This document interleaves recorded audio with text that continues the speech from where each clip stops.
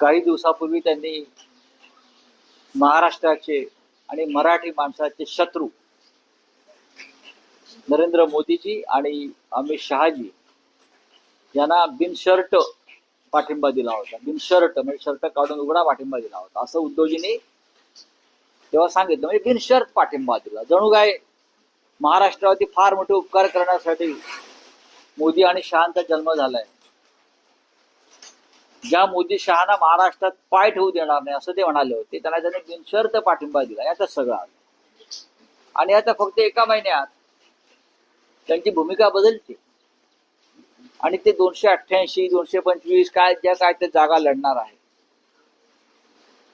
हे आश्चर्यकारक आहे खरं म्हणजे, पण हा त्यांचा पक्ष आहे, त्यांच्या भूमिका आहे.